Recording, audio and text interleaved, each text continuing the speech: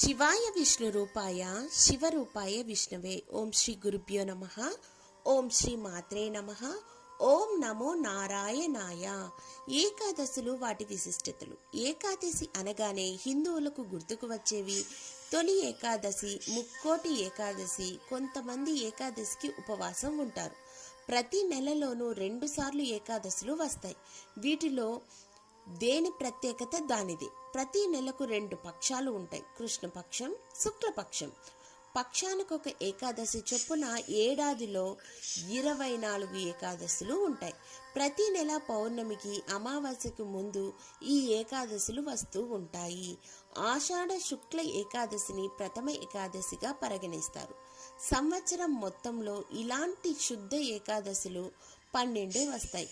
ప్రతి నెల అమావాస్యకు ముందు వచ్చే ఏకాదశిని బహుళ ఏకాదశి అంటారు. సంవత్సరం మొత్తంలో ఇలాంటి బహుళ ఏకాదశులు 12 వస్తాయి. వీటిలో ప్రతి ఏకాదశికి ప్రాముఖ్యత ఉన్నప్పటికీ హిందువులు ముఖ్యంగా 4 ఏకాదశులను విశేషంగా జరుపుకుంటారు. అవేంటంటే ఆషాఢ శుద్ధ ఏకాదశి అనగా తొలి ఏకాదశి, దీనినే శయన ఏకాదశి అని కూడా పిలుస్తారు. కార్తీక శుద్ధ ఏకాదశి, పుష్య శుద్ధ ఏకాదశి, దీనినే వైకుంఠ ఏకాదశి, ముక్కోటి ఏకాదశి అని కూడా పిలుస్తారు. మాఘ శుద్ధ ఏకాదశి, భీష్మ ఏకాదశి, వైకుంఠ ఏకాదశి, ముక్కోటి ఏకాదశి అని కూడా పిలుస్తారు. చైత్ర మాసం నుండి వచ్చే ఏకాదశుల పేర్లు, వాటి ఫలాలు ఒకేసారి చూద్దామా? చైత్ర శుద్ధ ఏకాదశి, పున్నమి ముందు వచ్చే ఏకాదశి కామద అనగా కోర్కెలను తీరుస్తుంది. చైత్ర బహుళ ఏకాదశి అనగా అమావాస్య ముందు వచ్చే ఏకాదశి, వరుదిని, సహస్ర గోదాన ఫలితం అనేది మనకి లభిస్తుంది. వైశాఖ శుద్ధ ఏకాదశి, మోహిని, దరిద్రుడు ధనవంతుడయ్యే మార్గాన్ని ఈ ఏకాదశి ద్వారా పొందవచ్చు. వైశాఖ బహుళ ఏకాదశి, అపరా ఏకాదశి, రాజ్య ప్రాప్తి కలుగుతుంది. జ్యేష్ఠ శుద్ధ ఏకాదశి, నిర్జల ఏకాదశి, ఆహార సమృద్ధి కలుగుతుంది. జ్యేష్ఠ బహుళ ఏకాదశి అనగా యోగిని ఏకాదశి, పాపములను హరిస్తుంది. ఆషాఢ శుద్ధ ఏకాదశి, దేవశయని, సంపత్ ప్రాప్తికి. విష్ణువు యోగ నిద్రకు శయనించు రోజు తొలి ఏకాదశి. ఆషాఢ బహుళ ఏకాదశి, కామికా ఏకాదశి, కోరిన కోరికలను నెరవేర్చి అవి ఫలింపచేసేలాగా చేసే ఏకాదశి. శ్రావణ శుద్ధ ఏకాదశి, పుత్రదా ఏకాదశి, సత్సంతాన ప్రాప్తి కొరకై.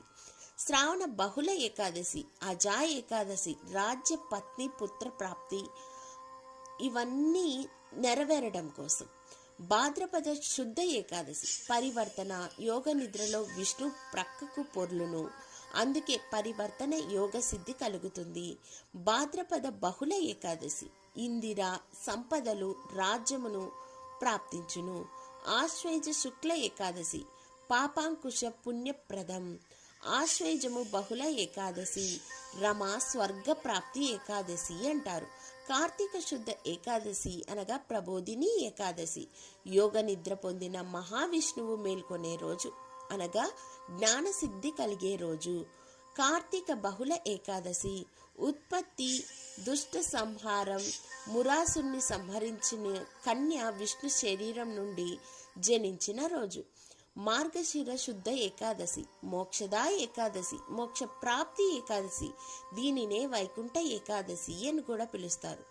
మార్గశిర బహుళ ఏకాదశి, విమలా ఏకాదశి అంటారు.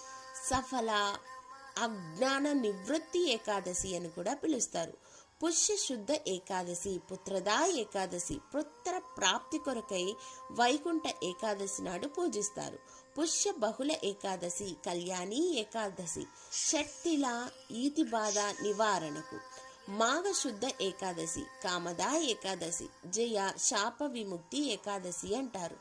మాఘ బహుళ ఏకాదశి, విజయ ఏకాదశి, సకల కార్యసిద్ధి కలుగుతుంది. పాల్గొన శుద్ధ ఏకాదశి, అమలకి ఏకాదశి, ఆరోగ్యప్రదం ఉంటుంది.